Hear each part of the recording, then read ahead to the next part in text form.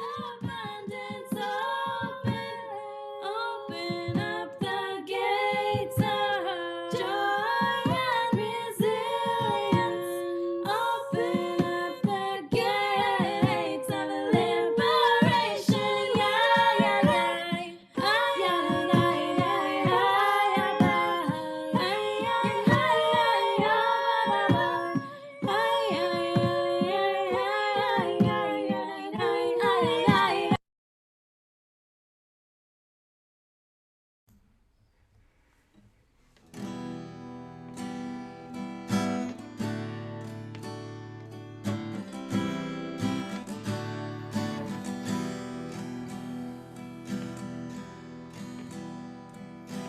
Olam chesed yibaneh, yananai, nai, nai, yananai, nai. Olam chesed yibaneh, yananai, nai, nai, yananai, nai. Olam chesed yibaneh, yananai, nai, nai, yananai, nai. Olam chesed yibaneh, ananai, nai, nai, ananai. I will build this world from love, ananai, nai, nai, ananai, nai. And you will build this world from love, ananai, nai, nai, ananai, nai. And if we build this world from love, ananai, nai, nai, ananai, nai, then all will build this world from love, ananai, nai, nai, ananai, nai. Olam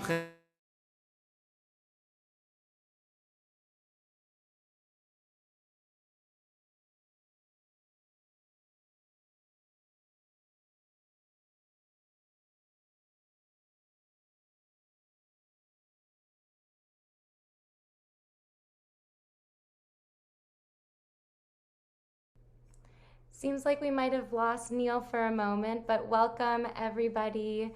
It's so wonderful to be here and to see all your faces here. Hopefully, Neil will come back to us in a moment. But that song is Olam Chesed Yibaneh, and you can feel free to follow along in our service in our PDF, which we just sent into the chat, and it's also in your emails. Looks like Neil might have returned. So Shana Tova. It's of course part of our theme, right? That the mess. The theme of today is the mess. So of course the internet would quit at exactly that moment. Shana Tova, everyone. I'm Neil Spears. I'm the executive director at Silver Lake Independent JCC. I'm so glad you're with me. You can hear me now, right? Yes, Marnina, you can give me a thumbs up. Okay, great. Thanks. I just want to welcome you by talking a little bit more about our theme, the mess. That's our lens for our Yom Kippur experience today. And on most days, our society expects us to pretend like our lives are not messy. We have our facade of Instagram where everything is rosy, where we all have our ducks in a row, where we love our family and our partner and our jobs, and everything is just perfect. And yet we know that's just not how life works. People disappoint us. We don't get the recognition we think we deserve. The injustices and inequities built into our society push us down. And some days we wake up sad for 1,000 reasons or for no reason at all. Life is messy. Yom Kippur offers us an invitation to encounter the mess, and not to encounter it in the way that I usually do, because believe me, I'm painfully aware of my shortcomings, things I haven't lived up to, and of every broken commitment and mistake. That's not the honesty about the mess that this experience offers. Instead, our tradition gives us this Yom Kippur to look at our messy lives and say, for one day, I'm going to practice normalizing the mess. I'm going to explore what it feels like, not to try to change the mess or control it or fix it, but to look at it, be honest about it, and to access the power of the universe and the power within ourselves to emerge less at war with the mess. Our tradition offers many technologies for this journey. It offers prayer, beautiful poetry handed down over thousands of years, and poetry written today. It offers fasting, reflection, meditation, learning, storytelling, the ritualized remembering of those who are no longer with us, and music that's designed to pierce our souls. These technologies, this journey, they're also messy. And I invite you to embrace the mess of this day too. And I urge you not to let the messiness of the liturgy or the language of prayers get in the way of its overarching goal, to help us emerge this evening as the sun sets, as people who are more whole, more at peace, and more ready to live lives of purpose and meaning. I bless us this Yom Kippur, that we experience liberation from our self-judgment, and that we reaffirm deep down that our messy selves are worthy of love.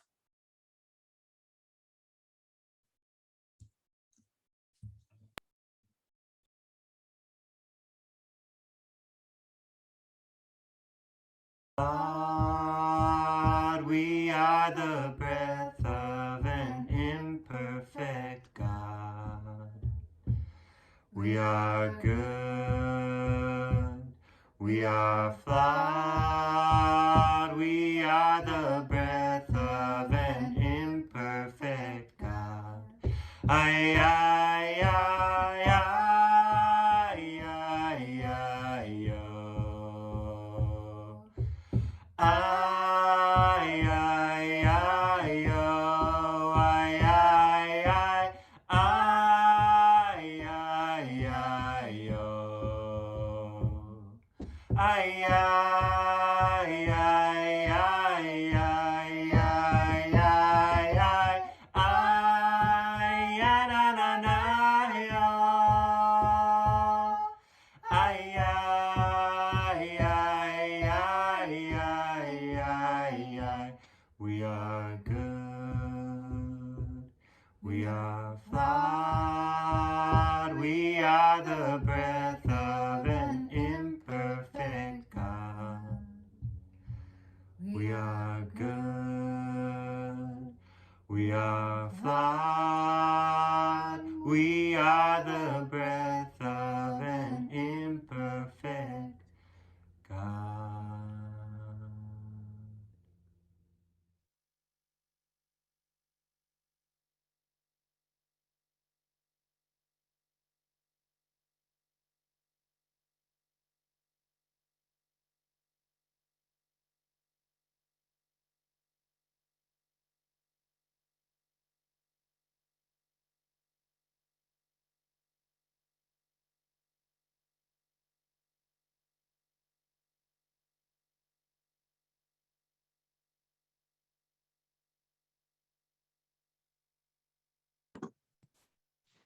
The Journey by Mary Oliver. One day you finally knew what you had to do and began, though the voices around you kept shouting advice, though the whole house began to tremble, and you felt the old tug at your ankles. Mend my life, each voice cried. But you didn't stop. You knew what you had to do, though the wind pried with its stiff fingers at the very foundations, though their melancholy was terrible. It was already late enough, and a wild night, and the road full of fallen branches and stones. But little by little, as you left their voices behind, the stars began to burn through the sheets of clouds, and there was a new voice which you slowly recognized as your own, that kept you company as you strode deeper and deeper into the world, determined to do the only thing you could do, determined to save the only life you could save.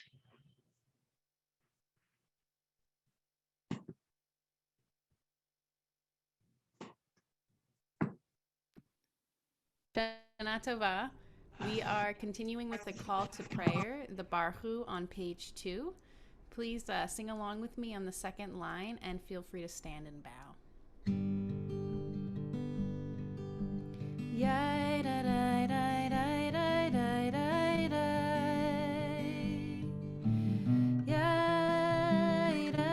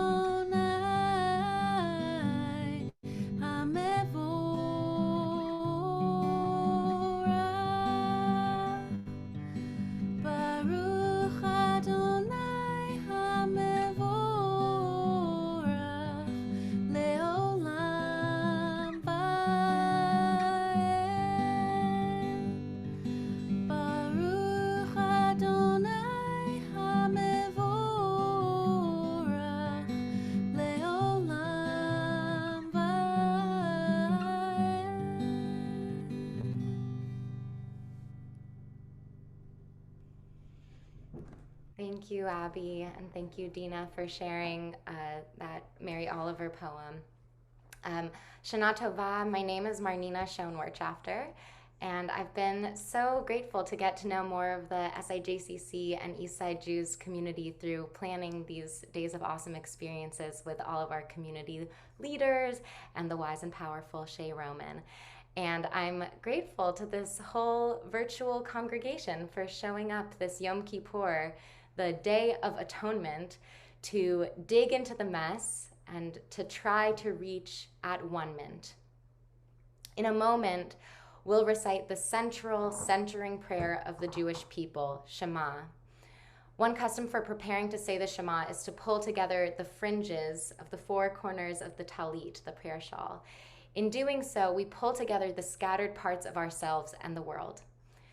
Actually, 950 years ago, I learned a Chassid wrote of an elder who prayed to be saved from pizur hanefesh, the scattering of the soul. So even then, before people held a computer in their hands all the time, our ancestors were familiar with being unfocused, fragmented, all over the place. We just try to own too many things in too many places, all at the same time. Our alienation from our deepest self, from our ethics, from our ancestors, from our sense of hope, lies in our own personal disintegration, our own fragmentation. But we start to bring ourselves back together by saying the words of the Shema. Shema, listen, hear this, wake up, Yisrael, God wrestlers, everybody. Adonai Eloheinu, however you pronounce the unpronounceable, whatever word you use for the mysterious glue of the universe, that holiness is above all other distractions. Adonai Echad, that holiness is wholeness. It is one.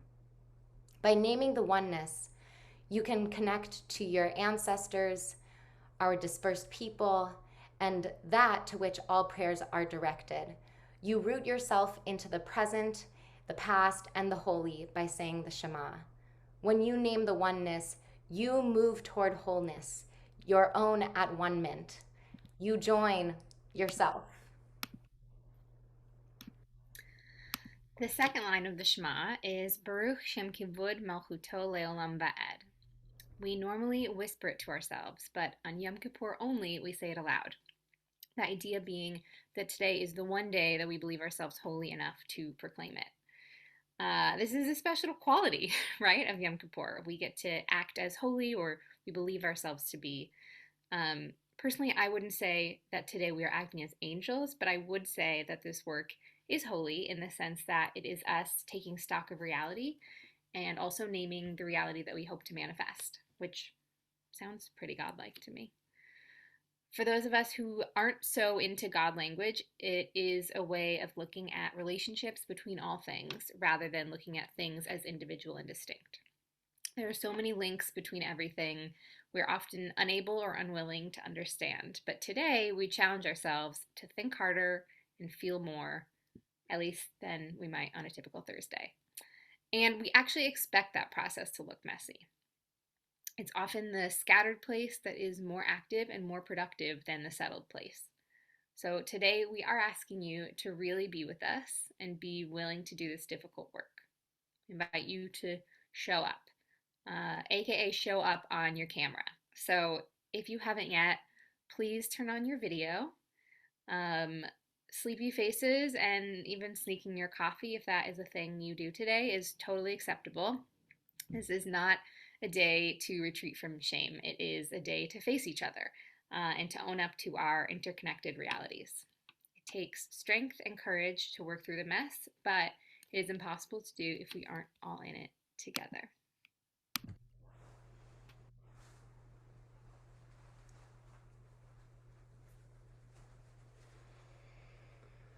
Shema Yisrael, Adonai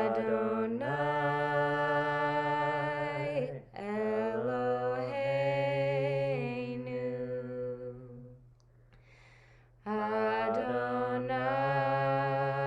Adonai Echad.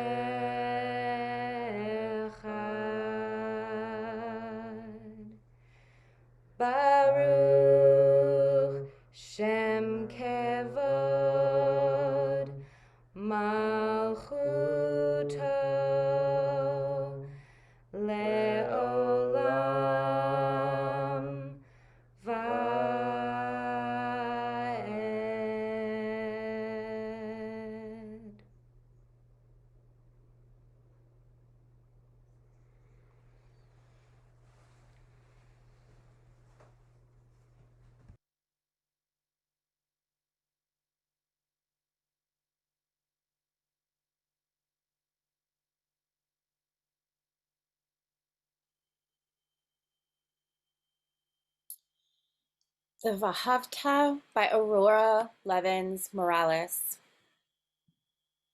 Say these words when you lie down and when you rise up, when you go out and when you return, in times of mourning and in times of joy. Inscribe them on your doorposts, embroider them on your garments, tattoo them on your shoulders, teach them in your sleep, teach them to your children, your neighbors, your enemies, recite them in your sleep, here in the cruel shadow of empire. Another world is possible. Thus spoke the prophet Roque Dalton. Altogether, we have more death than we, but altogether, we have more life than they. There is more bloody death in their hands than we could ever wield, unless we lay down our souls to become them, and then we will lose everything. So instead, imagine winning.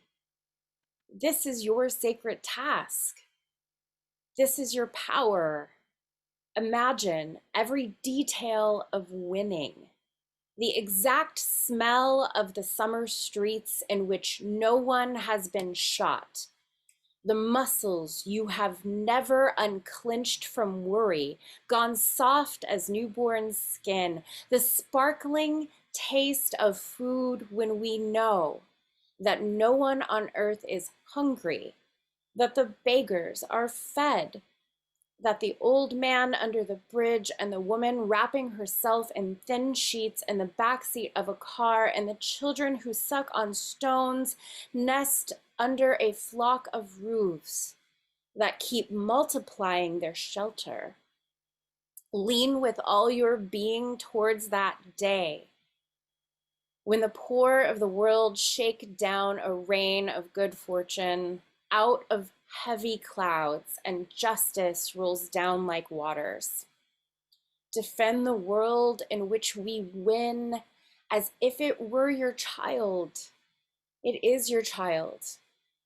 Defend it as if it were your lover. It is your lover. When you inhale and when you exhale, breathe the possibility of another world into the 37.2 trillion cells of your body until it shines with hope. And then imagine more. Imagine rape is unimaginable. Imagine war a scarcely credible rumor.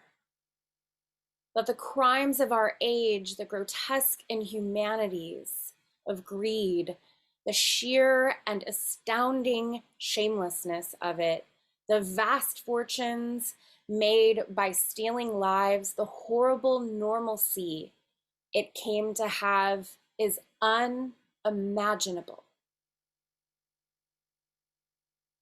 To our heirs, the generations of the free, don't waver. Don't let despair sink its sharp teeth into the throat with which you sing. Escalate your dreams. Make them burn so fiercely that you can follow them down any dark alleyway of history and not lose your way. Make them burn clear as the starry drink gourd over the grim fog of exhaustion and keep walking.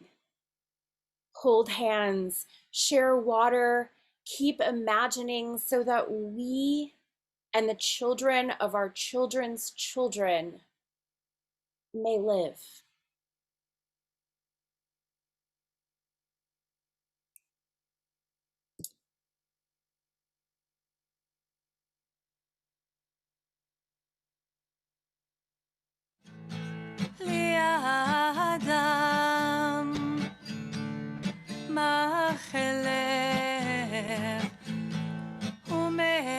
השם מענה לשון השם שפתי תפתח ופי יגיד תהילתך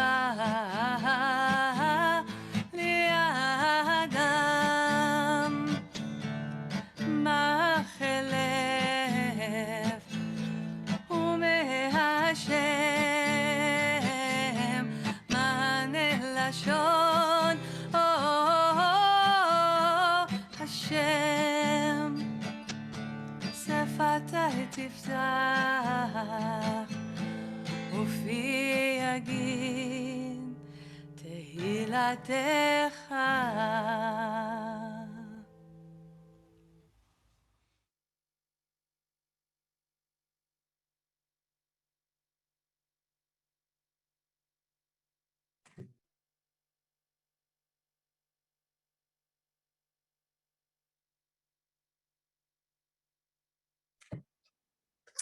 Hi, everyone.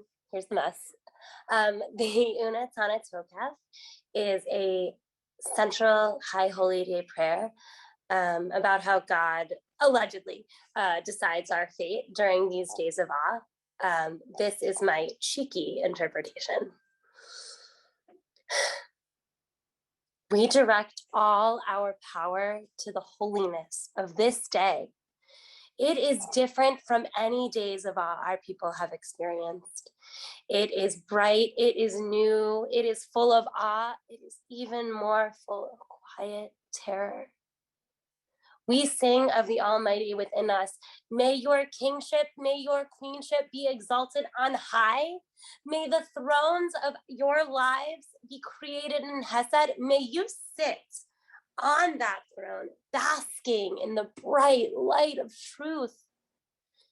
And with a ram's horn to remind us of our sheep-like tendencies and the sometimes inexplicable call of this God figure, the shofar blasts. Do you hear the silent voice? Do you feel the terror of the angels as they announce, to paraphrase, behold, the day of judgment is here. Bah with me. Takia, shvarim to your heart's content. Trua till you can't take it anymore. Takia Gadzola if you are feeling frisky. If God remembers each person's insignia, what of those who suffer? When was the last time God reached for their ages-old bookshelf, dusted off your giant book of records, and took some care for the characters in that book? We must be the hands that wipe the grime from the hallowed book and bring the era of new life, a fate, of freedom. We are the sheep the shepherd may have forgotten. Support your flock so that the limit of their days stretches beyond their wildest dreams. There is no fair and final judgment without equality. On Rosh Hashanah, it is inscribed, and on Yom Kippur, it is sealed. Each one of you has the power to achieve great things. You are strong and full of joy and patience and righteousness. The desire of justice is upon you, and it will spring from your heart like water from a rock in the desert so long ago. You are but flesh and blood, but you have God in you. We are the dust, we are the passing shadows and the wildest dreams of our ancestors. We create and we destroy, and then our time to create and destroy ends. Are you there, God? What should we create for you? What should we destroy in your name? May this year be the year we learn and unlearn and learn again and come together to create eternity for our heirs.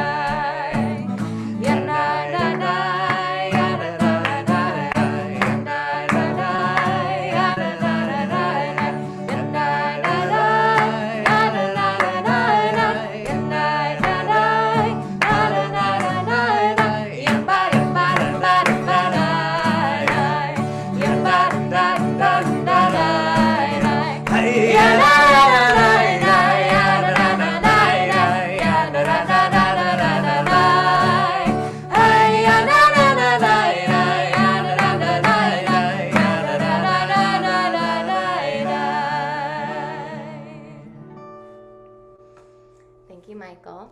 And thank you so much, Jordana, for that powerful Unatana Tokef.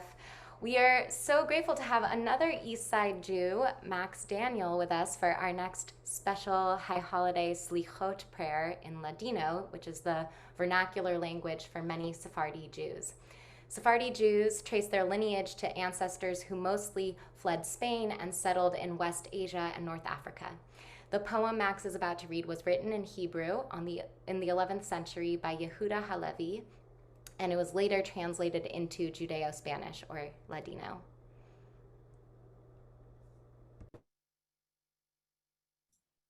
Okay, thank you, Marnita. So I'll say a little bit about this piyut, this poem. And upon reading it, it kind of explores how closeness and intimacy is very necessary for forgiveness. And I think that intimacy and messiness are kind of related. And in this piyut, we kind of address God or the spirit directly. And it's a very kind of informal relationship, which maybe we won't expect from God.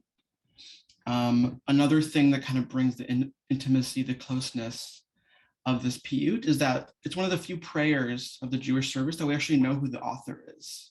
That has an identifiable person behind the words. And lastly, for me, Ladino is kind of the ancestral language of my family on my father's side. And by reading it, I kind of bring myself closer to the family that I never really knew, that was kind of, and the language that I was never taught. And so this is a very special way for me to bring closeness. And the messiness of learning this ancestral language is also part of it. Okay. Oye, Dio, a tus menesterosos que rogan a ti ansiosos, son tus Isaacs querenciosos, no sean abandonados de ti. Tu pueblo está profundido en la miseria y ferido, no desdienes sus gemidos, ni tornen vacíos delante de ti. Tolera sus delitos y soberbios, haz para sus males remedios, y si no haces por ellos, haz criador solamente por ti. Perdonales hoy sus defectos, recibe sus otorgamientos, haz disponer sus sentimientos, que sean siempre consagrados a ti. Mira lágrimas que han versado, recoge tu rebaño trasllerado, venga el pastor inspirado, y tu oveja sea protegida de ti. A los que siguen ti doctrina sagrada, alegrayos en esta tadrada, con tu perdonanza esperada, sean ellos graciados de ti. Amen. Shana Tova, and in Ladino, we say Añada Buena.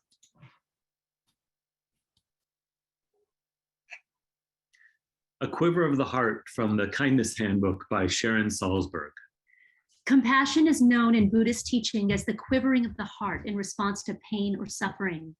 Finding the right relationship to pain, both ours and that of others, is very complex because pain can be a tremendously powerful teacher and an opening. Compassion allows us to use our own pain and the pain of others as a vehicle for connection. This is a delicate and profound path. Compassion manifests in us as the offering of kindness rather than withdrawal, because compassion is a state of mind that is itself open, abundant, and inclusive. It allows us to meet pain more directly. We know that we are not alone in our suffering and that no one need feel alone when in pain. Seeing our oneness is the beginning of our compassion, and it allows us to reach beyond aversion and separation. Evolving a spiritual practice is not about having and getting. It's about being more and more compassionate towards ourselves and towards others. It's not about assuming a new self-image or manufactured persona. It's about being compassionate naturally out of what we see, out of what we understand. Compassion is like a mirror into which we can always look. It's like a stream that steadily carries us. It's like a cleansing fire that continually transforms us. Thank you, Dan and Ami.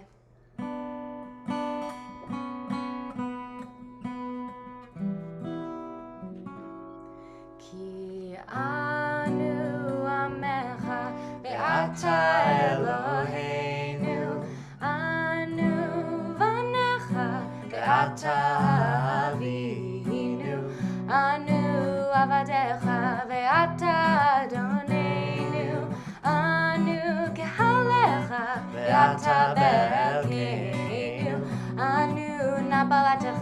ve'ata goraleinu.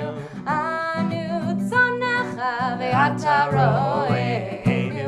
Anu charmecha ve'ata notreinu. Anu ve'ulatecha ve'ata yotzreinu. Anu raitecha ve'ata dodeinu. Anu segulatecha ve'ata kerobeinu. Anu amecha ve'ata malkeinu. Anu ma'amirecha ve'ata ma'amireinu. Yada yada yada yada yada yada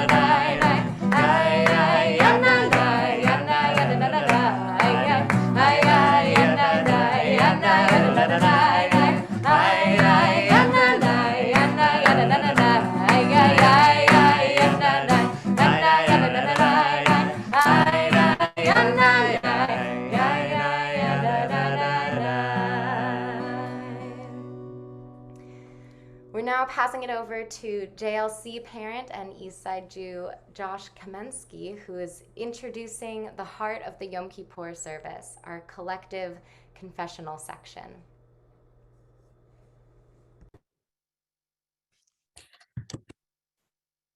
The Dewey means confessions. The prayer, which come up next, consists of the Ashamnu, which is a short alphabet of sins, which will be sung by Abby Littman, and the longer Alchet, interpreted today by Sarah Rogozin. And we'll close singing Ve'al Kulam, where we express hope that our atoning and acknowledging helps us return to our highest and best selves. Some years, I read the Vidui as a kind of scorecard, skip lightly over the transgressions that aren't really my thing, and then wallow in the ones that feel more familiar. Today, let's read them in the words of Rabbi Arik Asherman as burning words intended to make us feel uncomfortable because they speak painful truths about our lives and our society and our people that we must confront. We all face the horrors of the modern world and we try to figure out our moral and practical relationship to them. We're not actively deforesting the Amazon or evicting the poor, but we drive our cars and we appreciate our appreciating neighborhoods. So are we complicit or are we implicated? If we're complicit, we could refuse to comply. Prophets from Jeremiah to Johnny Rotten have offered us the power of a screaming no, but closer to the mark, in my opinion, and harder to untangle from, is the prospect that we are implicated. You can't refuse to be implicated. It's a passive construction. It has been done to you by an unseen agent, but it has been done to all of us together. It's never clear what response would be sufficient response. So we must begin by naming it and naming it together. The prophets called on us to live not only for ourselves, but for the glory of God. Some meditations and experiences call upon us to reach towards the ineffable by turning deeper within ourselves or silencing our social world. Some actions of tikkun olam we can perform on our own. This is not that. The much quoted poem, The Cure at Troy, has a spirited chorus that declares that justice can rise up and hope and history rhyme. But at the start of the poem, human beings suffer. They torture one another. The innocent in jails beat on their bars together. Today, let us see how we are implicated together by these burning words, and let us hear the beating on the bars. Let us take collective responsibility for this alphabet of sins, and let us call it solidarity. Now is the prayer. You're invited to participate in the tradition of knocking your fist against the door of your heart throughout, or as you feel called to do so.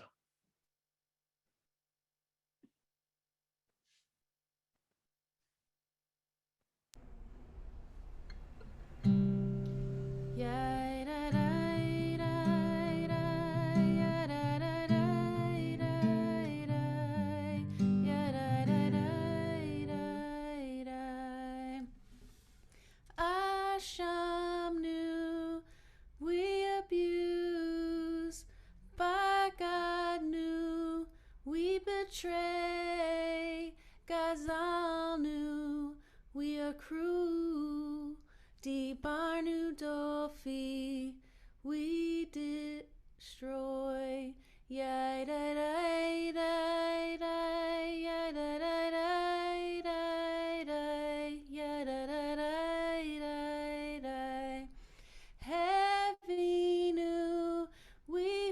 falsify, vehirshanu, we have gossip, zadnu, we hate, chamasnu, we insult, tafanu sheker, we jeer, we kill. Ya da da da da, ya da da da da, ya da da da da. Yatsnura, we lie. Kizavnu, we mock. Latsnu, we neglect. Maradnu, we oppress. Niatsnu, we pervert. Sararnu, we quarrel. Avinu, we rebel. Pashanu, we steal. Tsararnu, we transgress. Kishinu oref, we are unkind. Ya da da da da, ya da da da da, ya da da da da. Rashanu, we are violent. Shichatnu, we are wicked. Tiavnu, we are extremists. Ta'inu, we do evil. Titanu, we are zealous for bad causes. Ya da da da da, ya da da da da, ya da da da da.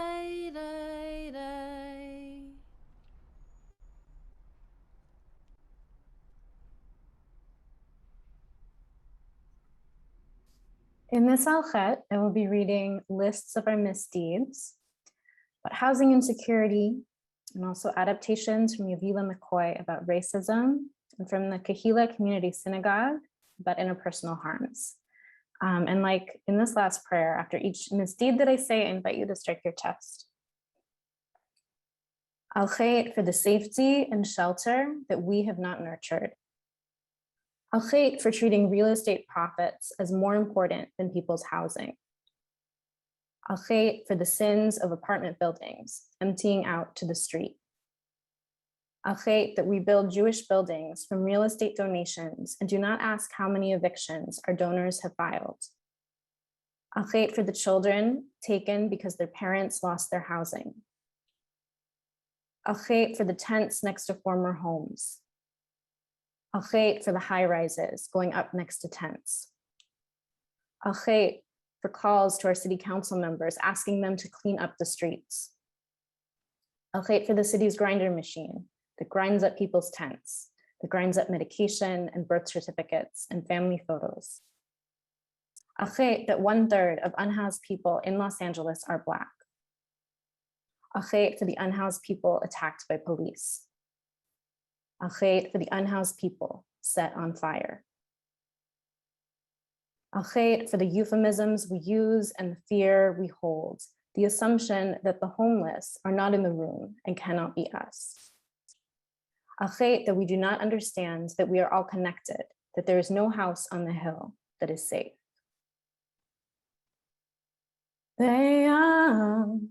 Kulam Eloah salichot, selach lanu, mechal lanu, kaper lanu.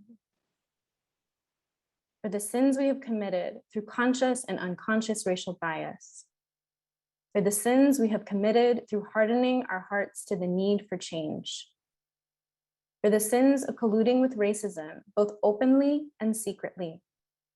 For the sins we have committed through uttering racist words. For the sins we have committed through the denial of the Tselem Elohim, the divine spark within Black bodies. For the sins we have committed through segregating Black bodies from participation and leadership within our institutions. For the sins of racism we have committed through passing judgment. for the sins of racism that we have committed through turning a blind eye to pain and suffering around us. For all these, we seek pardon, forgiveness, and atonement. Ve'am kulam Eloah selichot, selach lanu mechalanu kapelanu. For injuring others and for not taking responsibility for the injuries we have caused. For taking our frustrations out on others and not being clear to ourselves about our feelings. For failing to affirm those around us with our appreciation and love. For experiencing the care we give to those we love as a burden and not as a holy offering. For avoiding intimacy because of fears of exposure, commitment, or self-revelation. For loving without taking care to set boundaries. For setting boundaries without a sense of compassion. For ways that we regard ourselves as a victim and fail to credit ourselves for the power that we have. Ve'am kulam Eloah selichot, selach lanu mechalanu kapelanu.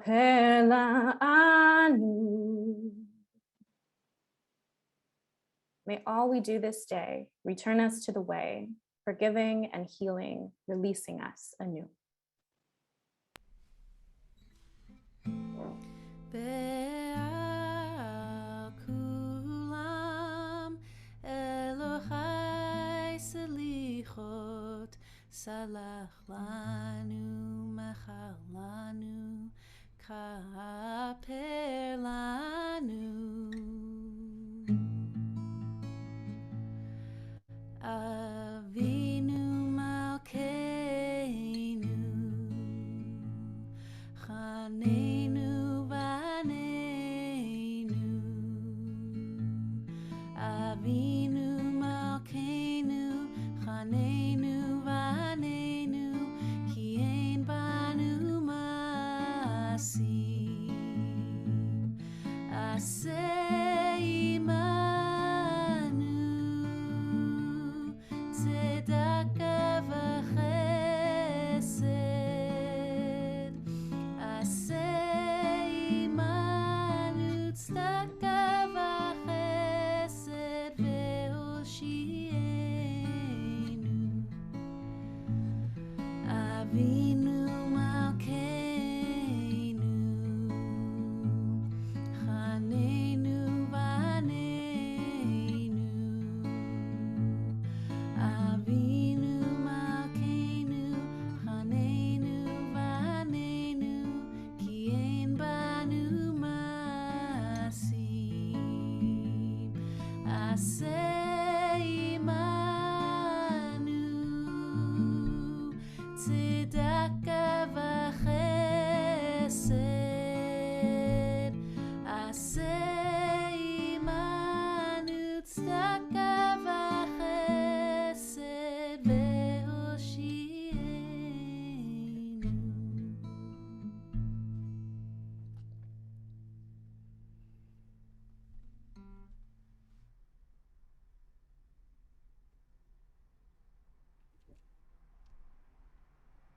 A Poem for S by Jessica Greenbaum. Because you used to leaf through the dictionary, casually, as someone might in a barber shop, and devotedly, as someone might in a sanctuary, each letter would still have your attention, if not for the responsibilities life has tightly fit, like gears around the cog of you. So many petals hinged on a daisy. That's why I'll just use your initial.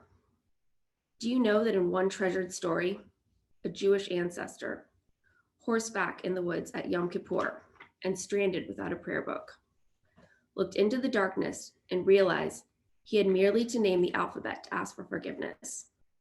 No congregation of figures needed. He could speak, one letter at a time, because all of creation proceeded from those. He fed his horse, and then quietly, because it was from his heart, he recited them slowly, from Aleph to Tav. Within those sounds, all others were born. All manner of trials, actions, emotions, everything needed to understand who he was, had been, how flaws venerate the human being, how aspirations return without spite. Now for you, may your wife's x-ray return with good news. May we raise our zarfs to both your names in the great book of life.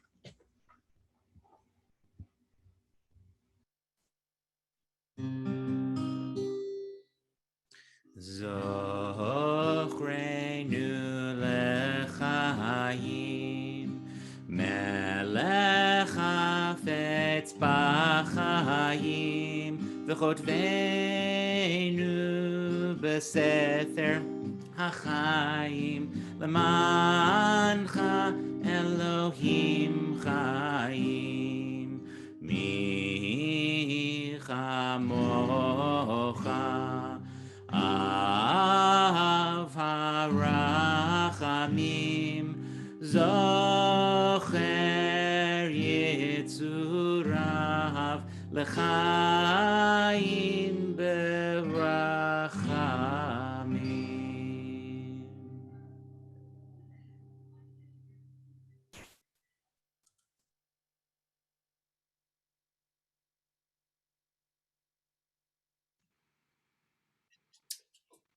This is a version of the story of Jonah and the whale.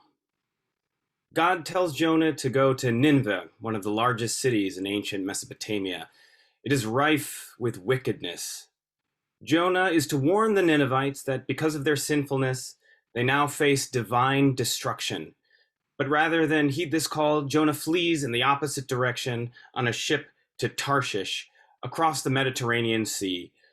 God sends a terrible storm to threaten Jonah's ship, and the frightened crew throws all the cargo overboard, each praying individually to his own God, but to no avail. Meanwhile, Jonah sleeps in the hold of the ship, oblivious to the clamor and uproar.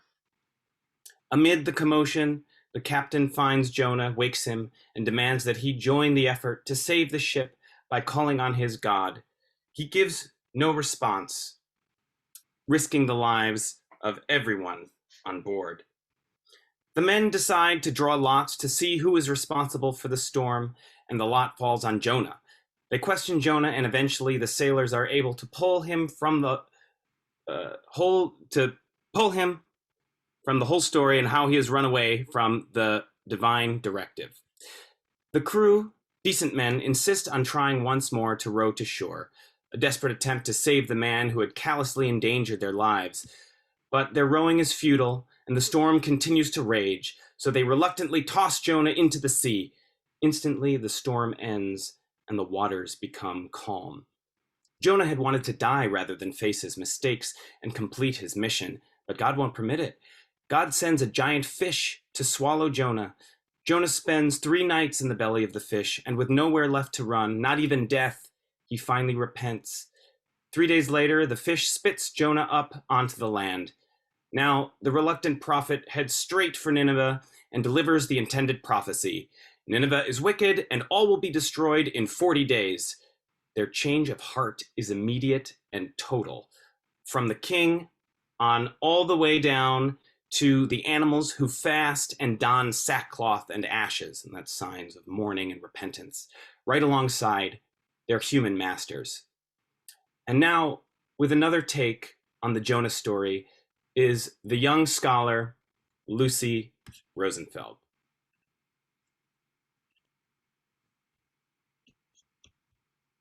Jonah and the Whale by Lucy Rosenfeld. Once upon a time, there was a boy named Jonah. His town was making new ways. He didn't like it. He went on a boat to a different home, and he was so mad he made a storm by his feelings, and the captain threw him off of the boat. A fish catched him, and he was in his stomach for 3 days. And then he decided, then he prayed to God, and he said, "Get me out of here." And he started to be a good person. And then when he came back to his town, he saw that all his family and friends were fighting. So he made them prayer, and in the background there was the tree of life. The end.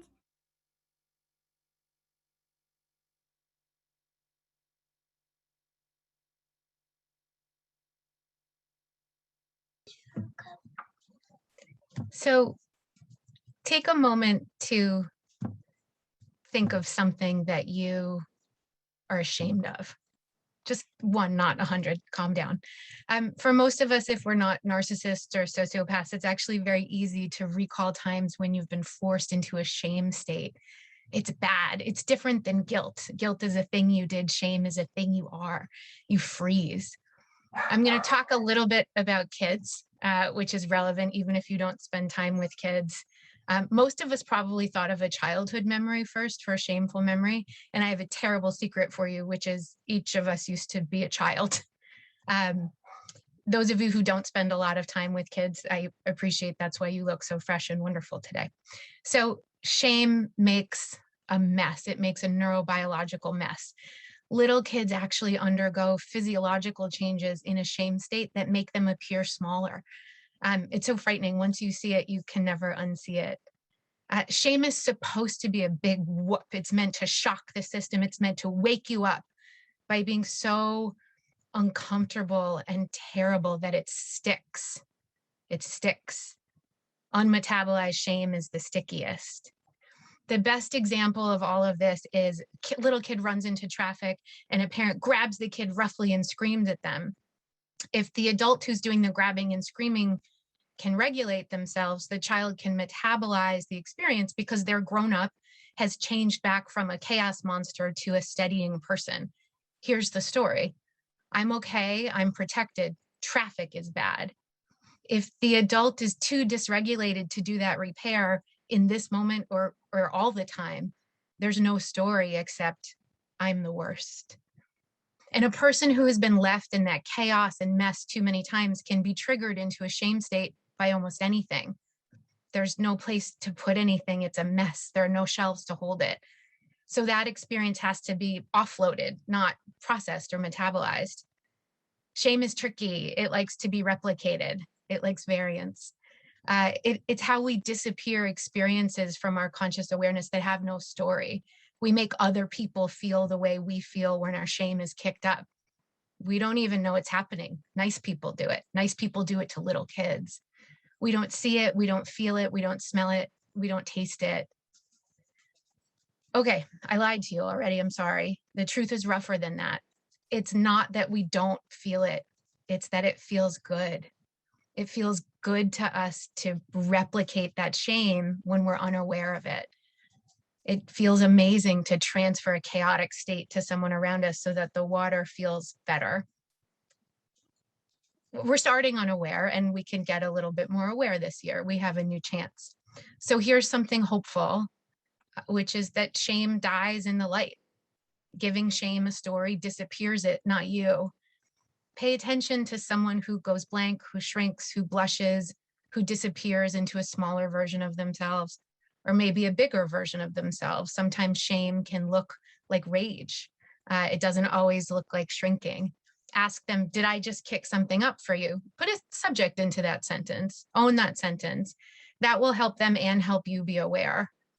Another thing, when you feel a flash of shame, purposefully do the opposite to another person. Call someone and thank them for something they did for you.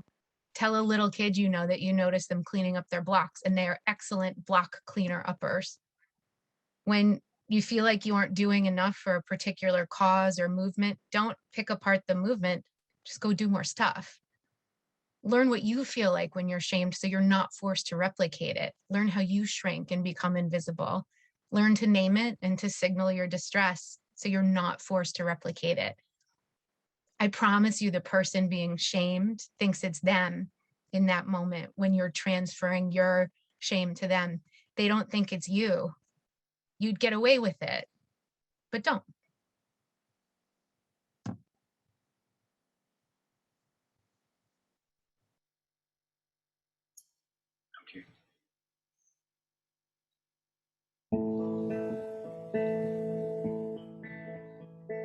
Mi sheberach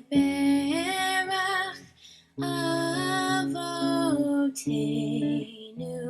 mekorcha bracha leimoteinu.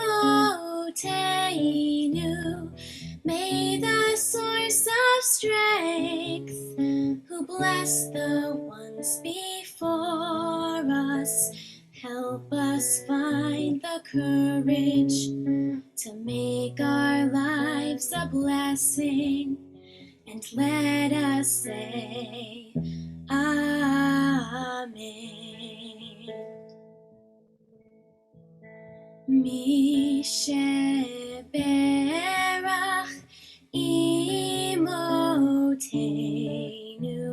mekorcha bracha leavoteinu. Bless those in need of healing with refuah shelemach, the renewal of body, the renewal of spirits, and let us say Amen.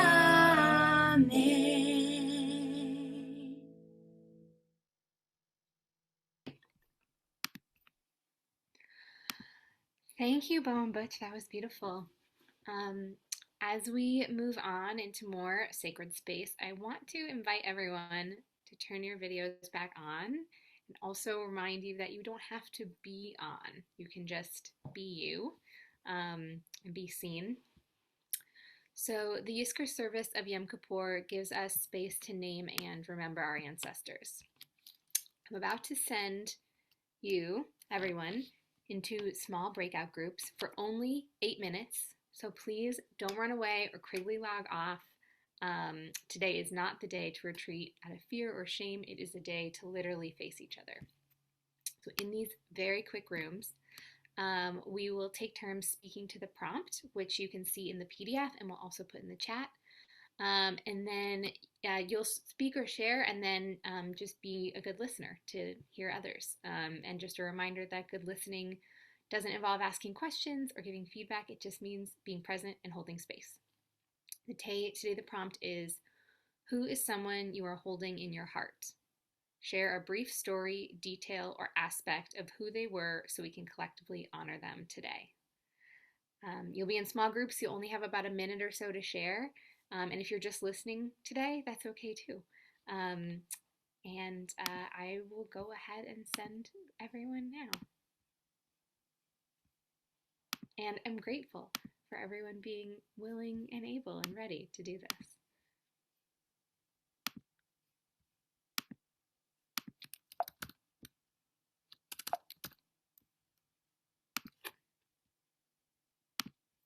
Okay, so you should be getting an invite.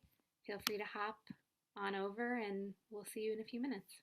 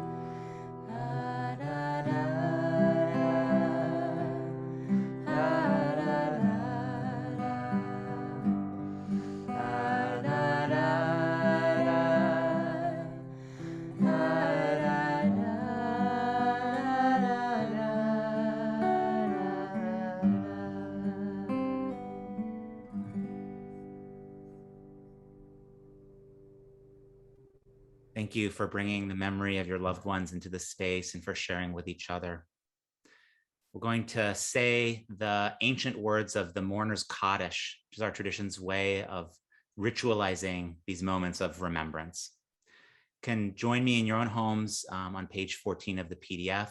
I'm going to say the Kaddish nice and slowly. Yit gadal v'yit kadash shemei rabbah. Be'alma divrach hirutei v'yamlich malchutei.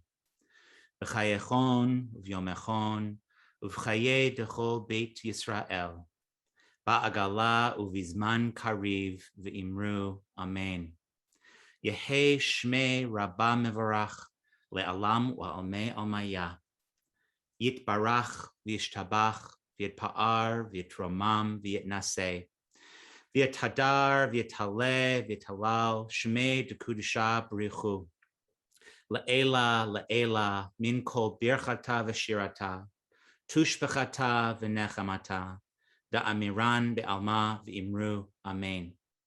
Yehe shlama rabba min shmaya. V'chayim aleinu v'al kol Yisrael v'imru amen. Oseh shalom b'bromav. Hu ya'aseh shalom. Aleinu v'al kol Yisrael v'al kol yoshvei tevel v'imru amen. So much peace and love to all who are remembering those we have lost. And thank you all for holding each other in moments of grief. May their memories be a blessing. We're now moving forward to the last little part of our service here. And in a moment, we're going to hear a beautiful song from a couple of our brilliant teen program youths, Jonah and Oliver and Bo Violet. And then we'll be moving on to the Aleinu, which is our tradition to actually on Yom Kippur and Rosh Hashanah fully prostrate ourselves. So you need to get your space ready for a place where you can actually go all the way to the floor for Aleinu. I invite you to do so now as we turn it over to our teen program youths.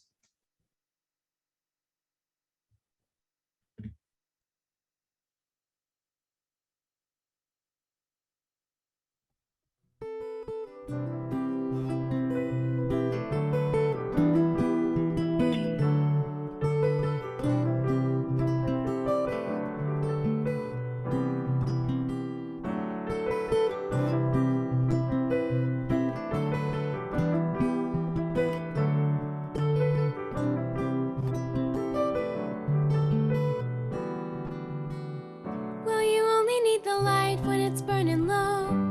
Only miss the sun when it starts to snow. Only know you love her when you let her go.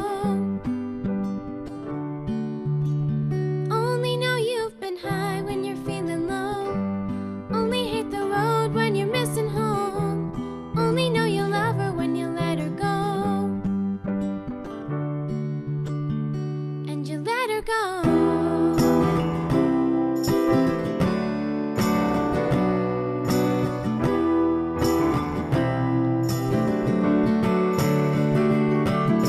Staring at the bottom of your glass, hoping one day you'll make a dream last. But dreams come slow and they go so fast.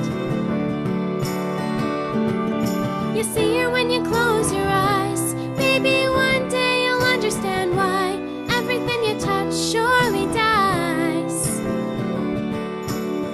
But you only need the light when it's burning low. Only miss the sun when it starts to snow. Only know you love her when you let her go. Only know you've been high when you're feeling low.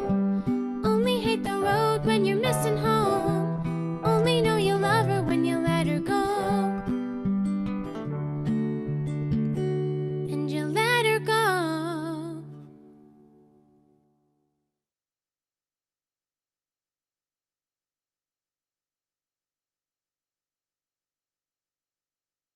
You might know the Aleinu as the prayer where everyone kneels or lies on the floor during high holidays.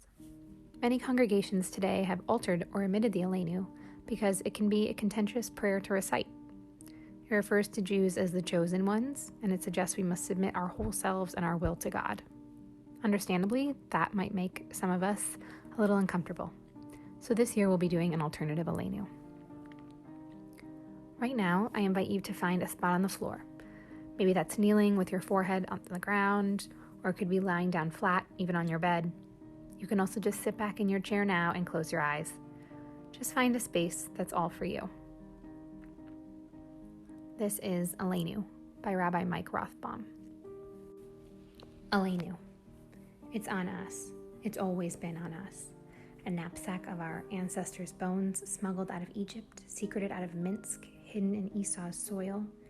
Tears and sweat in the memory of the fabric bags we always carry on our backs. Aleinu lishabeach. It's on us. It's always been on us to praise. With song, but not just with song. With joy, but also with sorrow, to look past tomorrow. Praise a people's endurance, enslaved for 300 years and liberated. Who stand next to those who await liberation. Who say, I know, Mama. I know I'm here. I've always been here, and I'm not leaving until you're free too, to praise too. Aleinu lishabeach le'adon hakol. It's on us, it's always been on us, to praise the master of everything. And if I mean everything, I mean everything, and I mean every place. Every place from Egypt to Minsk, and if you mean everything, you mean everything, and you mean every place. Every place. From Fort Collins to Columbine, from Kishinev to Ferguson, from St. Paul to Baton Rouge, from Orlando to Yerushalayim to Ramallah, from the Kala to the Congress to the cafeteria, from the rabbis of Aleph to the workers in China who made the shirts on the backs of the rabbis of Aleph. Latakin olam b'malchut shadi, to heal the world for God's rule, to heal the world for God's rule, to heal the brokenness, to be the Jew, to be the one who says it's on us. It's always been on us, to be the hand that stops the knife, the Jewish hand that says, Avraham, Avraham, that stops the knife. As it is written, as it has always been written in your Torah, as it has always been written on your heart. If only you would look, if only I would look. It's always been on us to read it and whisper its promise to the brutalized and beaten, the promise you might have missed hiding in the corner if you didn't already know it was there. Forbidden by pharaohs and Cossacks and capos and clansmen and cop cars, but kept alive, held close. Cloistered in the kishkas of the Jew in us, on us, as it's always been on us. On that day, for once, finally, on that day. Kakatuv b'toratecha, Adonai yimloch le'olam va'ed.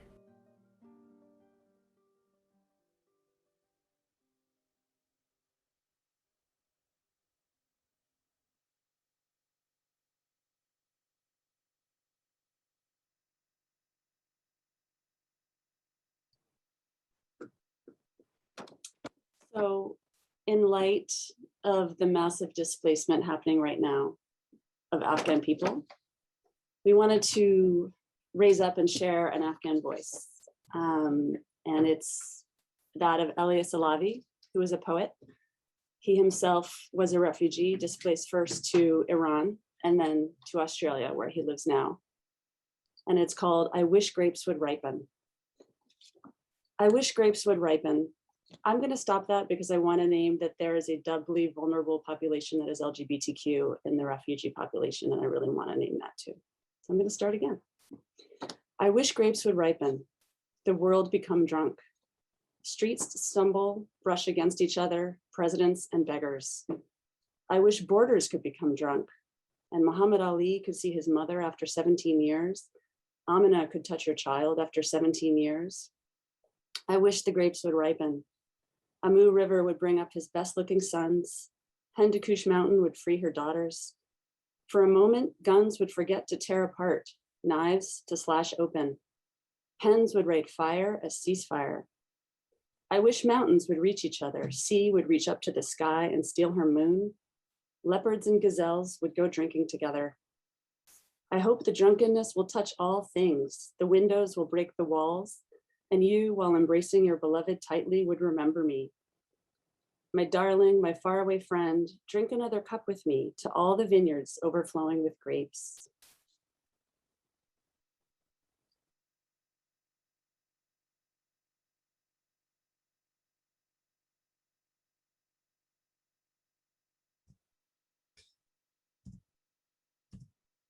Hi, everyone. Gamar Khatima Tova to all of you. I'm Alex. I'm a member of the East Side Jews Activist Collective, and I want to say a little bit about the programming that we've put together for the SIJCC and East Side Jews this Yom Kippur. When I think about atonement, which is of course the main reason that we're here today, I find myself asking what the role of community is. Atonement can be a really heavy prospect, not just when we think about our regrets, but also our fears and what we've lost, who we've lost, everything else, especially in a year like this. Figuring out not just a way to atone, but to have hope, I think can feel really daunting, and community can be a crucial, in fact, an essential resource in that process. That's why I'm really grateful to be putting on these educational workshops after the service is over today. They're absolutely free. The first one is one that I'm conducting, actually, and it starts at 1 p.m. It's on the case for catastrophe and revolutionary hope, where we'll be asking how we look at history with an eye toward building a better future, with the help of a Jewish radical philosopher, Walter Benjamin, my favorite thinker. The second one will be at 2 p.m. right after mine, and will be on Moving Beyond Sorry, featuring the wonderful Rabbi Robin Podolsky, on healing relationships, unlearning oppression, all in the context of classic Jewish texts. And so we're hoping that both can provide a space for us to contemplate a bit on what it means to atone and to go into the next year with clear eyes and open hearts and open minds. So hopefully we will see you there. Thank you all.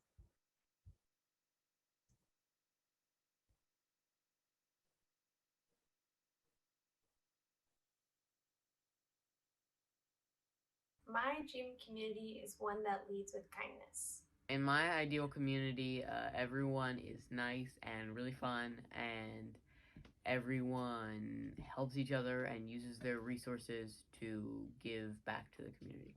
My dream community is one where people take care of each other. They take care of their world. They know each other. They know what's going on in each other's lives and celebrate joy and support each other through hard times, and are connected to nature and have a lot of fun and laugh. My ideal community would probably be a community where everyone feels accepted, and where everyone feels proud to be who they are. And then the people that are in it would probably be people that are nice and understanding, and people that I love, like my friends and family. I think it would look like, I don't know, like some kind of fantasy world where there's like an ocean and like a forest, but there's also a city. In my dream community, every person has access to warm, nourishing food, and we lead with empathy, realizing that canceling people isn't going to get us any closer to justice. Everyone is open-minded, open-hearted, and accepting of each other. Everyone knows right from wrong and is able to admit when they're wrong. We're all supportive and able to lean on each other and have others lean on us when they need it. And everyone gets a second chance if they need one. Also, I think a community isn't just about a physical space. It's about the people that are there. And I think over COVID, we've been able to make that happen by staying connected, even over Zoom. Thanks, bye. Bye.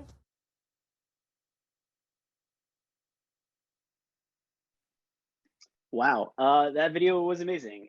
Hey folks, I'm John, he, him pronouns. I am a member of the Eastside Jews and a board member for the Silver Lake Independent JCC. And we're towards the end here, so I just want to thank everyone who's worked on the service. And today's theme of mess is like one that's near and dear to my heart. And if you hang out with me for more than 10 minutes, you'll probably hear something about that. But right now, I want everyone to look around, both in person and on the Zoom, because I want to say something very specific about the space that we're in right now. And what I want to say is that this is not a Taco Bell. All right, so like, what do I mean by that? Because that's a crazy thing to say. Obviously, it's not a Taco Bell, but let's just think about what a Taco Bell is first, right? So a Taco Bell at its core is a place where you exchange money for tacos. Your relationship to the other people in that Taco Bell is intentionally very ordered, right? It's the opposite of mess. You pay for the taco, you get the taco, If you don't like it, you ask them to fix it or you ask for a refund. And if you're really pissed off, you ask to speak to the manager. And that's like normal behavior, right? There's nothing crazy about that. You know, even if you think about Karens, which is not a word I love, but if you think about that kind of behavior, which is horrible and abusive, it is also kind of the logical endpoint of someone operating in a space where the relationship to other people is transactional, right? And these transactional relationships pop up everywhere in our life, you know, in shops, social media, your job, right? Like regardless of what your boss says, work is not a family. It's a place you go to make a profit for someone else who then pays you a small part of that profit as a wage, which, right, is literally transactional. You know, but thankfully, like this is not how most of us enter into community. We enter looking for connection and to feel seen and understood. And yes, sometimes we start out in a community because we just need daycare. I don't know if that's relevant to anyone on this call, but it may be. We are social creatures. We need community. And there's something beautiful and transcendent about entering into a space as an individual and becoming a part of something bigger than yourself. And it's really easy to have those feelings and to kind of get lost in those happy, fulfilling, meaningful feelings until we encounter the mess. And communities are made of people who make mistakes. It will inevitably be messy. And sometimes we will feel unseen and challenged and hurt. And most often we'll just feel really uncomfortable. I'm like kind of uncomfortable right now. You know, and in those times, in those moments of mess, it's really easy to fall back on a familiar way to impose order on the mess. And that's by treating our community and our fellow members transactionally. And so what does that mean? It means things like appealing to authority, right? Rather than connect with those who have upset us, or threatening to pull financial commitments. At worst, it means asking that people lose their jobs or be excommunicated. In those moments, really, we put ourselves outside and then above the community. And so we're no longer community members. We are now customers.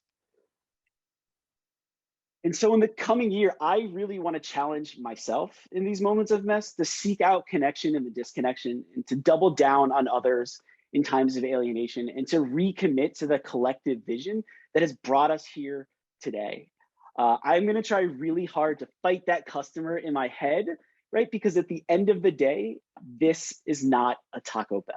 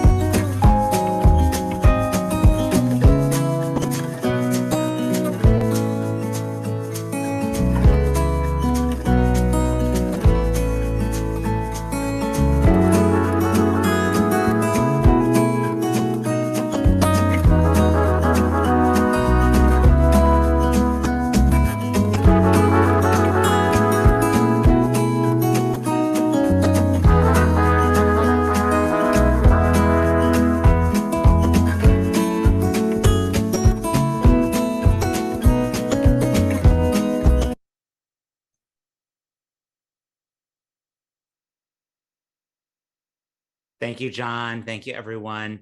I'm so inspired by this community, by all of us being together, and also by the vision of a non-transactional community that you talked about, John. That's definitely what I've experienced in this place, a place where we're engaged in the project of connection and meaning making and belonging. I invite you to be part of that in all the ways that you can, showing up, being here, and also to contribute financially in any way that you can. We've seen that during the pandemic, our monthly sustaining donors were incredibly important to us and our ability to actually pay for the work that goes into experiences like this, so that we can continue to be here for many, many, many years to come. We're inviting people to consider becoming monthly sustaining donors at SIJCC.net. And everyone who starts a new monthly donation of at least $36 will get a cute new SIJCC tote bag that we've designed as a token of our appreciation. We know that people have been affected very differently during this pandemic. Want to acknowledge that and also invite those who are able to help make this community run in all of the various ways that it needs to. Want to shift gears now to talk a little bit about some of our additional offerings. You heard from Alex about our incredible workshops this afternoon. I highly encourage you to continue this Yom Kippur experience by joining those. I also want to make sure that you are aware of our virtual vidui that we have going. This is an opportunity for us to expand upon the process of confession, but to do so as a community and to do so in a way that we can actually see other people's confessions, but it's anonymous. virtualvidui.tumblr.com. The link is coming in the chat now. What an amazing opportunity for this afternoon as we continue our Yom Kippur practice. Go visit, go take a read, and add your own personal viduis as you feel so moved. Also want to let you know that a week from this Friday, we're going to be joining with Nefesh for a Sukkot Shabbat picnic. That'll be on Friday, September 24th. More details to come. First Yom Kippur, but Sukkot is coming soon as well. Want to just also take a moment as we move to our close here. We're going to have shofar in a moment. We're going to have some more singing from Marnina and Michael. And then we also invite you to stick around as we undo the muting and allow people to greet each other and share our Shana Tova here at the end. I want to just thank Marnina. I want to thank Shay, two of our incredible folks who've really made today possible. I want to thank Ben Weber, who's been our behind the scenes tech support. Thank you, Ben. I want to thank every single person who's contributed today. This is a community Yom Kippur experience. And what an incredible, powerful, moving, deep community we have. Thank you to each of you for adding your talents, wisdom, and words. And I will just add my own wishes for a beautiful and sweet new year, one of wholeness, one of normalizing the mess. Now over to Lee and Gordon for some shofar. Be Gordon and Ezra, take it away. And Ezra, thank you. Gordon and Ezra.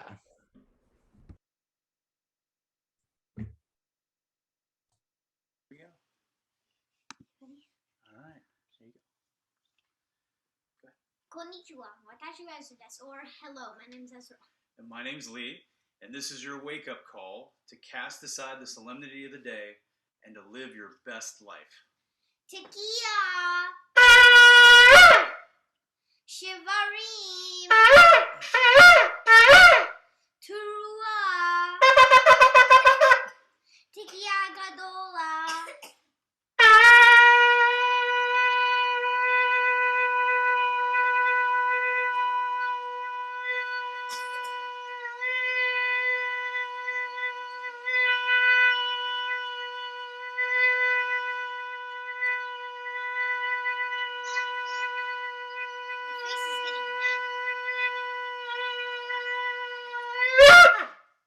Your face got super red. Shana Tova.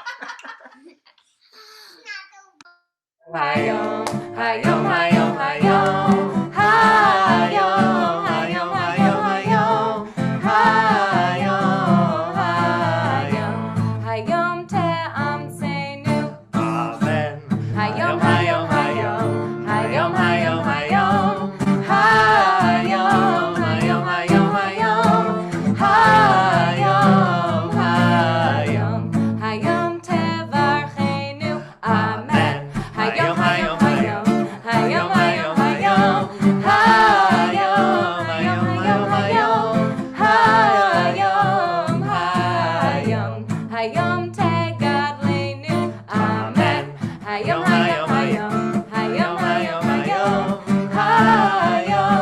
hayom, hayom, hayom, hayom, tidrashenu letova. Amen. Hayom, hayom, hayom, hayom, hayom, hayom, hayom, hayom, hayom, hayom, tichshavenu lechayim tovim. Amen. Shalom Aleinu. Shalom Aleinu.